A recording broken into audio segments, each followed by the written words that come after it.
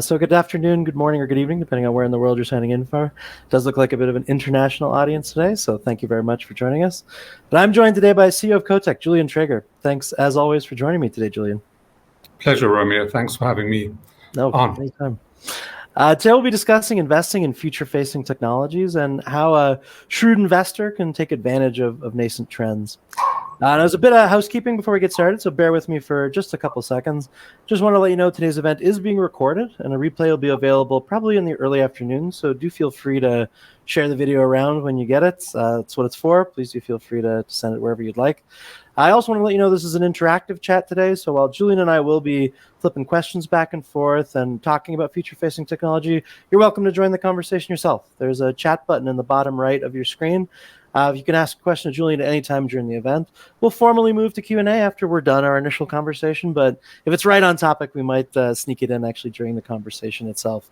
But if you're like me and you think of the perfect question to ask right after the event is over, it does happen, please do reach out and I'll make sure that the CoTec team can get in touch with you as soon as possible and share either Julian's feelings or give you more information about CoTec as a company. That's enough out of me. That's not what you're here for. I'd love to get right into questions if you don't mind, Julian. Sure, let's do it. Perfect. There we go. Get into the protein. So I'd love if you could start, just for folks in the audience who might not be aware, the founding story of CoTec and what inspired you personally to focus on sustainable technologies. Well, I think the story of CoTec is, why isn't there one or more companies driven by disruptive technologies in the mineral extraction space? The whole rest of the economy has really been disrupted. This sector hasn't and seems impervious to change. But there has been a huge amount of money spent and decades spent on research and development. And so the idea of CoTec is to find really transformative technologies and then use those technologies to unlock undervalued assets.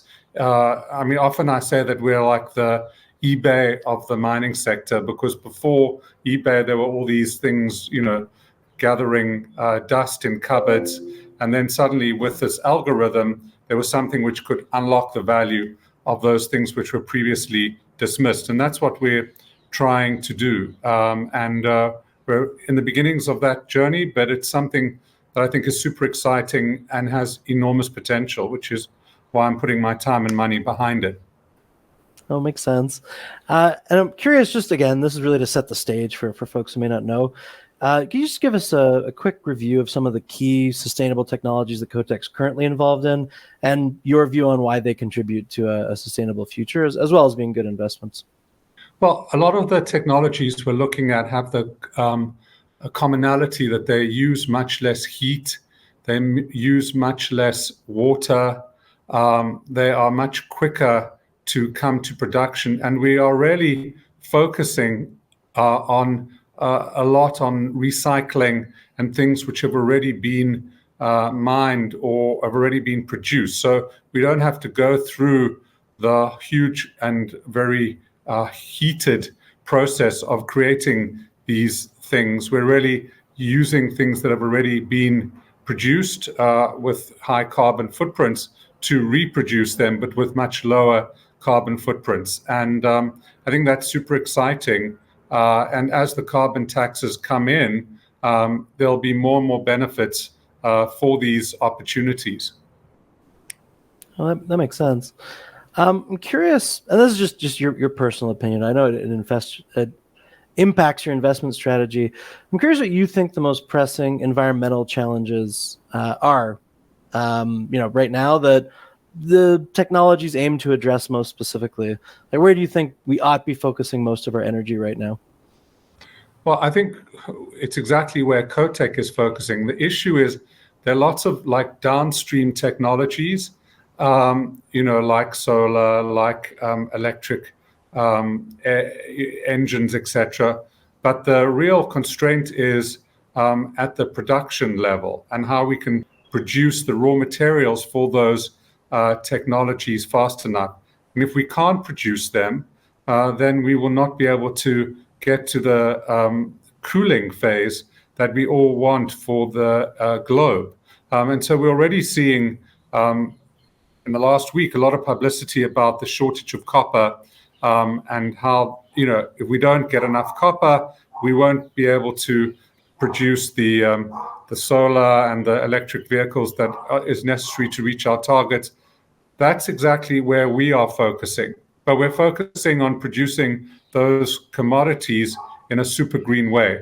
So we're focusing on producing low carbon footprint commodities to reduce the global carbon footprint, if you see what I mean. No, that makes sense. One thing I'm curious about, there's many companies that claim they're going to assist in some of these technologies and move against some of these environmental pressing concerns. We're really looking for a kind of look behind the curtain here for how CoTec approaches the process of identifying and investing in some of these promising sustainable technologies. What's your research arm look like? How do you decide which of these companies make sense?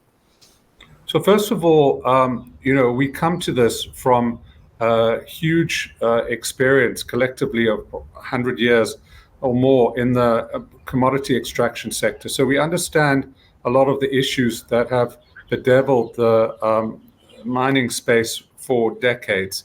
And we really are focusing on unique technologies which move the needle in a major way. So scalability is one of the things that we're looking at. And we have, both on our board and then also on our advisory committee, super experienced people, particularly, we have the ex-CEO of Rio Tinto, we have the ex-CEO of the guy who ran Rio Ventures, and we have a global network of experts as well that we can call on given our decades of experience in the sector. So we really look for things that are differentiated and which can solve a major problem, and not things that are incremental. There's a lot of people, producing good technologies using AI or sensors, or facial recognition.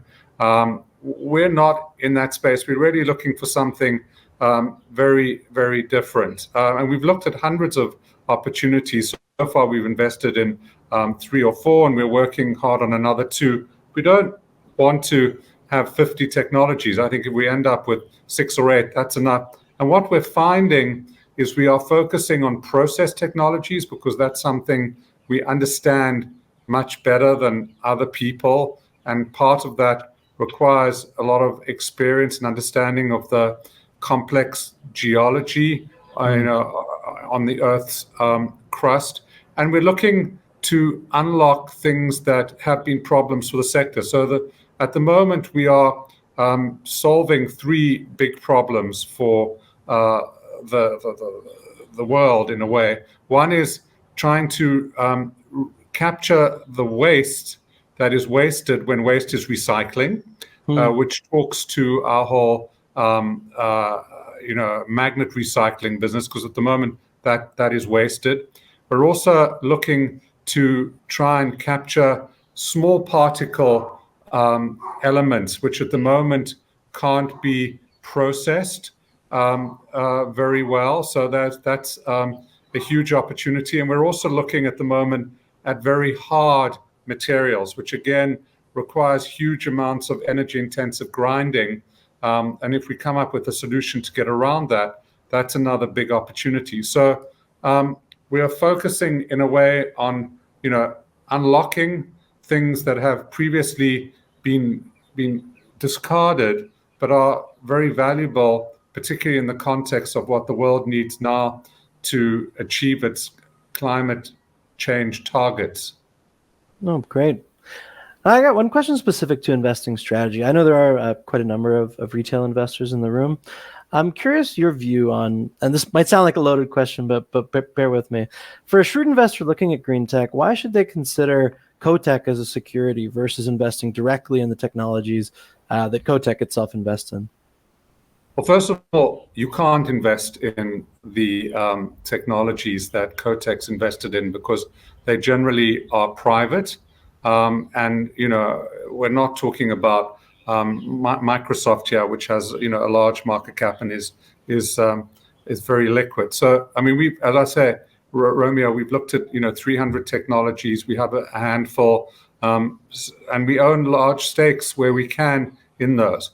But the opportunity for investors in CoTec isn't the technology as much as what we're going to do with the technologies. And I think we're getting to the phase, hopefully we'll get there in the next couple of months, where we're less focused on finding new technologies and more focused on developing the application of those technologies. And if you think that, we believe with our technologies, we can take things that were previously discarded, as I said, wasted waste or subscale fine particles or super hard materials, which are generally not considered to be that valuable today. And with those technologies, we can make them valuable. And that is where we're going to make a lot of money. So ultimately, I see ourselves over a decade developing, 50 assets which use the technologies to unlock value. And what we're going to be able to do, and we'll demonstrate that over the coming months, is get into these asset opportunities at very favorable prices, because without the technology, they don't have much value. So the technology is our key, but the material that we unleash with those technologies is where we're going to create the value for our shareholders. And that's really our unique selling proposition. No, I appreciate that. I got one question it's a bit of crystal ball gazing, but I'm curious your perspective. I'm looking for if you have just a view on technologies or groups of technologies that you don't currently have in your portfolio or CoTec currently isn't touching, but you think are promising for a greener future. Well, there are lots of those, and we think about them, and we look for them. I mean, we are looking at graphite and graphene opportunities, where we have looked at the past at technologies which can remove radiation from nuclear material very quickly. That hasn't been proven yet, but that would unlock a lot of opportunities. So we're thinking, particularly in our area of process technologies to produce the commodities the world needs to cool down, there are whole categories.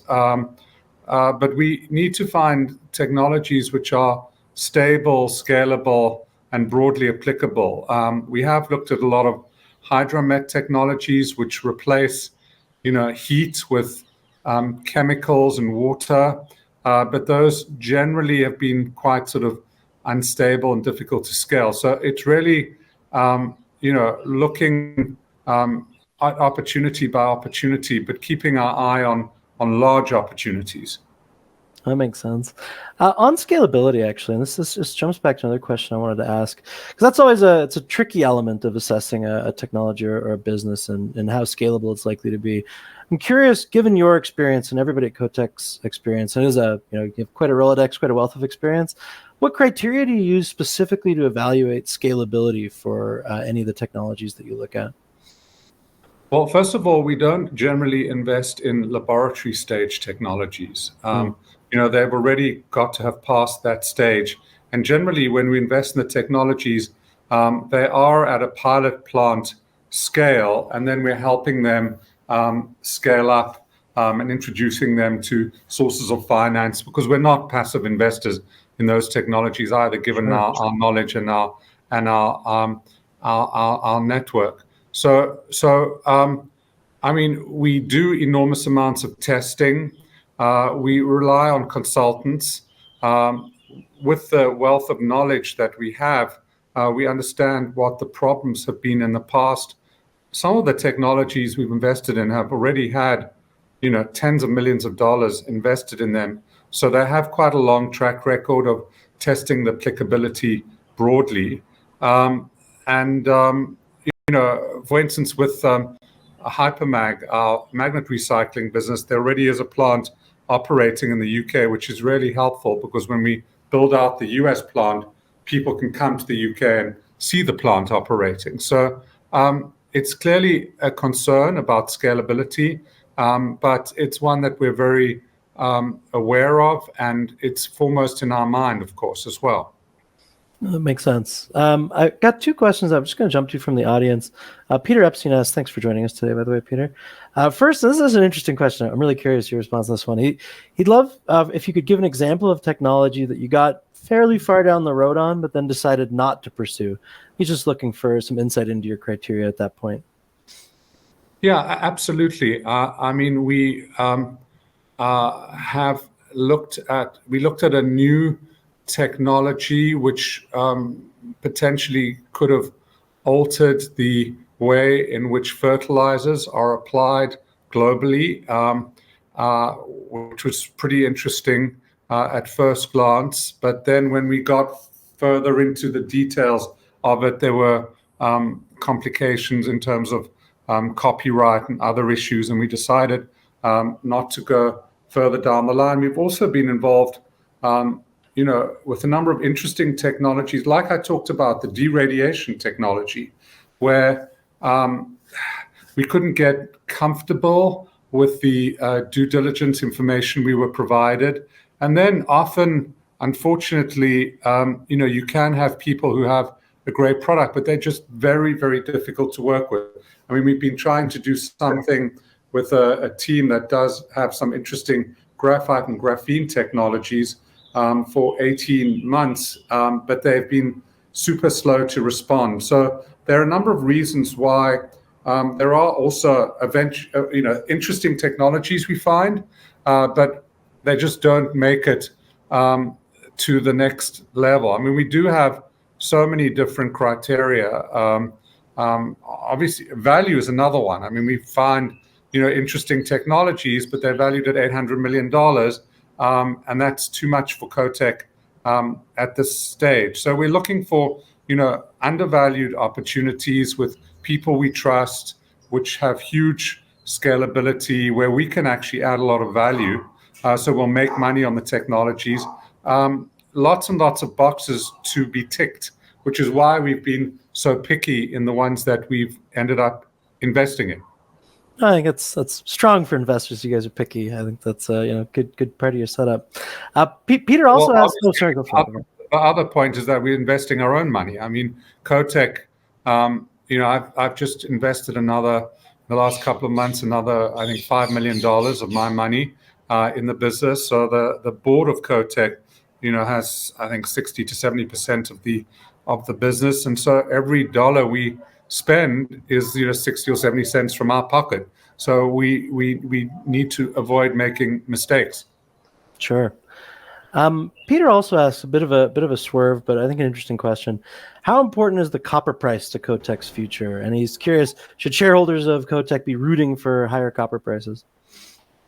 Well, absolutely. I mean, we have an investment in Sabre, and the Sabre opportunity is to unlock the value of low-grade copper deposits or low-grade copper waste tailings.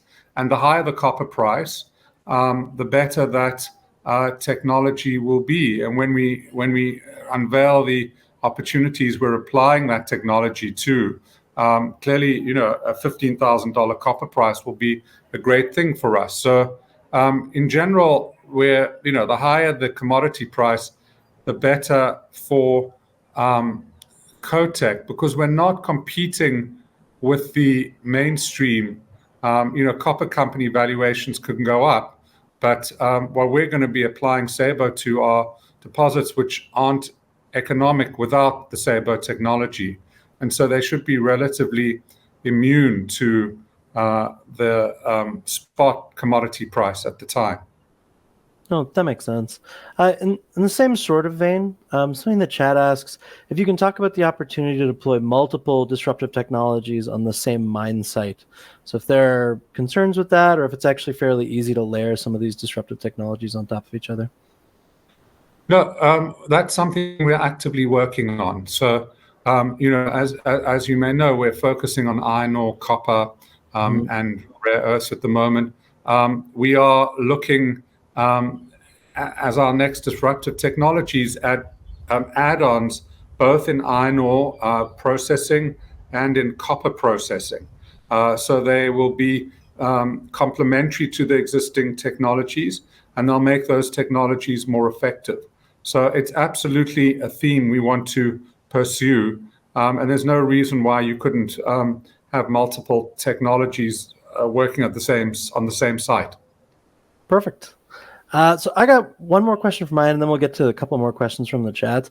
But I'm curious, just looking for you to go another direction. I'm curious if you think there are any trends in green technology or sustainable technology that you personally believe won't play out for investors as analysts have anticipated. So there's anywhere where the market's going right and you're swerving left. Well, the big one is obviously what's going to happen to the whole electric vehicle sector.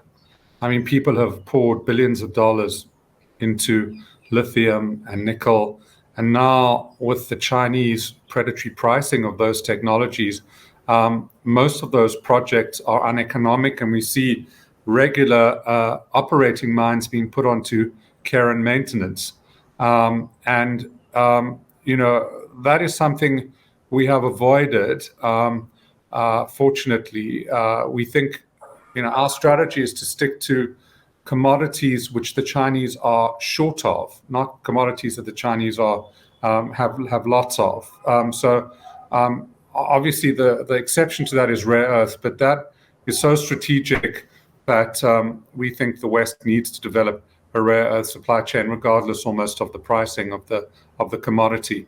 But that is a huge issue where I think people have rushed in without thinking through the consequences, and there's going to be enormous losses. And we're thinking actively about how CoTec could participate not in the electric vehicle piece, but potentially in the next generation, which could be hydrogen or gas-powered vehicles.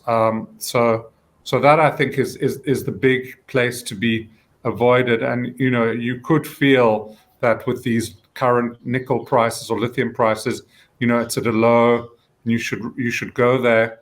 Our analysis suggests that these oversupplied situations might last for a long time. Sure. I got two back-to-back questions about Hypermag, if you don't mind. Sure. So Cooper from the chat asked if you can give us an update on Hypermag US and if the UK plant is close to commercial production. Well, Hypermag US is doing a study which should come out later in the year, which will deliver a value for the business and a viability of the business, which we can then share with our potential funders and partners. In the meantime, we are searching for appropriate sites. We're starting to hire the beginnings of the team, and we're working on arrangements with the suppliers of the raw material for the US. So it's very active, but it's in the sort of planning and preparatory stage. In the meantime, the UK operation is operating, but it's just at a small scale, and both the German and the larger UK operation are coming into production shortly. And as I mentioned previously, they're going to be super useful in terms of demonstrating to potential investors and partners in the US how the business can operate. Right. And actually, in the same vein, a question from the chat is, when Hypermag USA is a success, how quickly can it be scaled up across the country?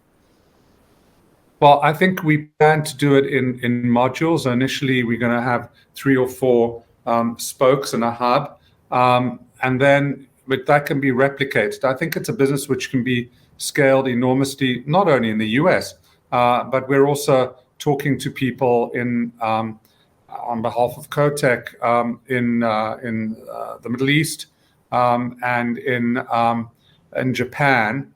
I think CoTec will already have an interest in that via our 21% stake in the whole technology globally, but we may end up having larger stakes in certain countries as well. So, in my view, over a couple of years, we'll have a business which is super valuable. If you have a look at, how Mountain Pass has been valued in the US, I think this has similar potential. Oh, great. And just as we wrap up, I wanted to go really big picture just for a quick second. I know, folks in their 20s and 30s can be pretty depressive about the future, but I think CoTec is a company really premised on optimism for the future. So I'm curious, just your broad view on what are you most excited about in the coming years as far as technology that you think will, have the most impact and that you're most thrilled about? Well, people always ask me to choose things. I mean, the things we've chosen are the things we like, and each one of these, Romeo.